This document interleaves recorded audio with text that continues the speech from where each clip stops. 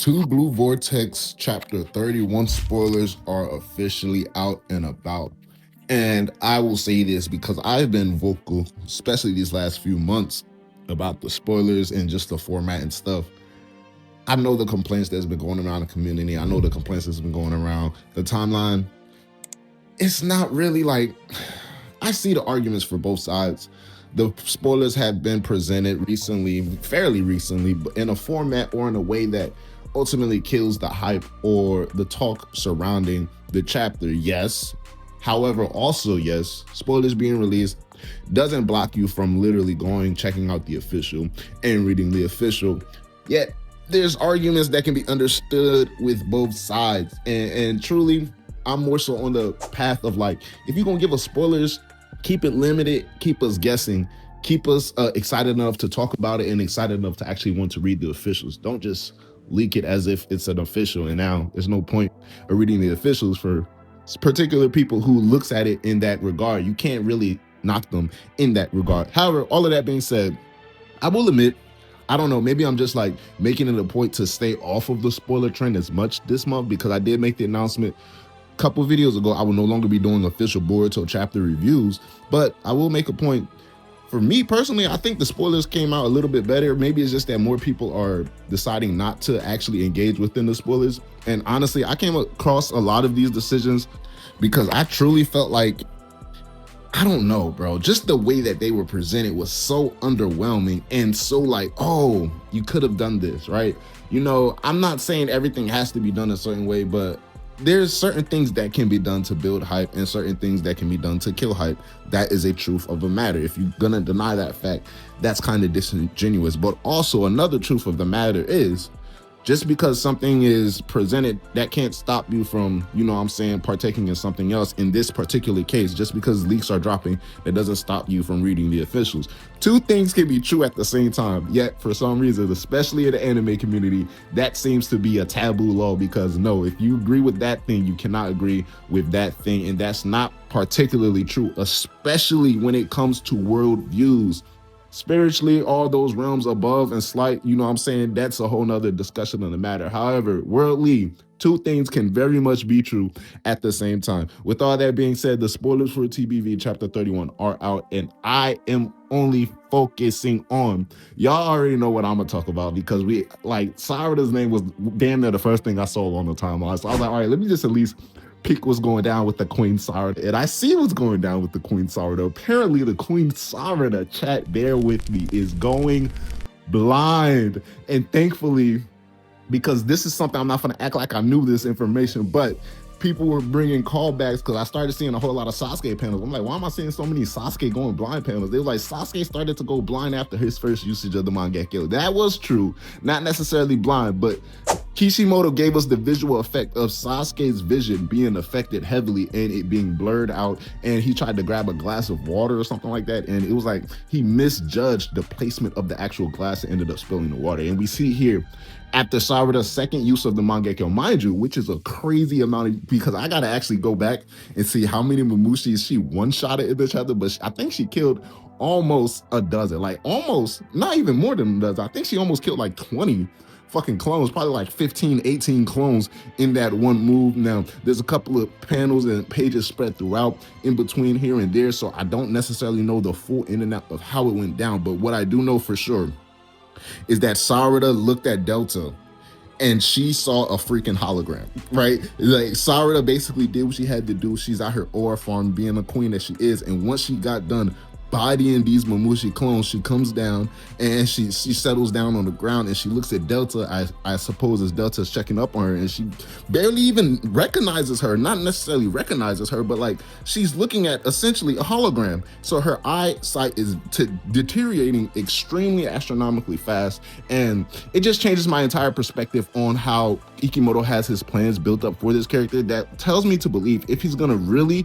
emphasize or focus on her eyesight going blind this early, this soon, with such minimal usage, he might have a next step or next plan for her. However, that also goes to say that, you know, it's not saying that she's completely blind. Obviously, she can still make out that she's looking at Delta, and it shows you when the usage comes from the Mangekyo Sharingan, even after the first or second usage, you start to see the effects of your eyesight dwindling for sure, regardless of how careful you are with using that eye. So I believe this is just a visual indicator for Ikimoto letting us know either A, I got another plan for her, or B, it's like, don't think I'm gonna just be spamming her Mangekyo and there's not gonna be no consequences. This is what basically she's looking at, and he's still gonna give us more cool aura farming moments before she gets another upgrade with her eyes. Now, I think that will still be dope because essentially he's giving us a POV of what Sarada's vision looks like, right? And essentially we understand, like, even with vision being obscured to this type of degree, Uchiha's like Itachi and Uchiha's like Sasuke still managed to somehow come up in the battlefield and basically hold their own. So in moments in the near future, if we see Sarada still stunting on niggas and keeping her foot on their necks, I'm gonna start telling y'all she's doing this with her eyesight is 50%, bro.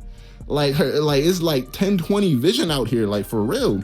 But we see that she's starting to go blind, and we see the Mangekyo finally being active again. And in this point, she takes down, bro. She literally bodies 1, 2, 3, 4, 5, 6, 7, 8, 9, 10, 11, 12, 13, 14, 15 Mumushi clones are getting obliterated in front of Sarada's face off of her ability alone. That's crazy. So chapter 31, definitely looking like it's going to be one of those ones. We got a couple of cool panels of this guy Boruto aura farming, and it looks like, right, because we seen the official releases when they did the official page leaks on the official Naruto website, Boruto website, where we see Koji discussing with Inojin, who's still inside of Lord Kobu's body. Like, basically, you have no choice to die with Kobu or to basically release the jutsu and save yourself. And it appears that Inojin initially makes an attempt, you know, to dodge the Mumushi clones to save Kobu, but obviously this isn't his body. Obviously, also Lord Kobu himself is not a ninja, but that's when Boruto apparently comes in and quote-unquote saves the day. Now, the way the circulation of this action is going and the way I'm perceiving it on the timeline, we have to wait till the officials drop, but it looks as if, yes, Koji was playing 4D chess, not 3D chess. He wasn't just trying to kill Kobu, perhaps, I'm saying perhaps now, he wasn't just trying to kill Kobu behind Boruto's back, but rather have it appear as such, and then Boruto come through and be portrayed or painted as the hero in everybody's eyes, but especially in this case, Lord Kobu. Now, speculations and theories prior basically led to the idea whether Kobu lives or dies, everybody is fucked, because, you know, I don't really see it too much into his heart to basically, oh, forget all of the things that happened, forget Inojin putting me under this jutsu and my life being in danger. It's not like Mamushi actually broke into the building and attacked the interrogation room. No, they put Lord Kobu himself in that predicament. Yet it still can be a little iffy, especially taking into the cards where Koji is kind of playing like the ambiguous role. He's being very vague because Boruto saves Kobu and Kobu makes his way back. I'm not sure if Kobu expresses gratitude. I'm not sure at what point Inojin releases the jutsu, but as he's making his way off of the roof, Boruto converses with Koji and basically asks him, this was a part of your plan all along, right? And Koji basically vaguely answers him and saying, who knows? All I know is that I wanted Kobu dead for sure. You know what I'm saying? So it seems like Koji did want him dead, but it also seems like Koji could live with the future that they're in now. Basically saying he took a 50-50 route, meaning he saw this future where, yeah, most futures Kobu dying would help them, but this one future where Kobu lives could possibly be better. However, he's going to place them on a path where if Kobu either dies or lives in this future, it would still be beneficial to them both. So I'm waiting, and I'm really excited, I would say, for the officials to drop to see how actually everything really played out and Koji's real intentions, and if it was for Boruto to save Kobu, or did he really intend for Kobu to die and Boruto just managed to save the day at the right moment, at the right time. Now, I was heavily under the belief if Kobu dies, this could do so much for the story.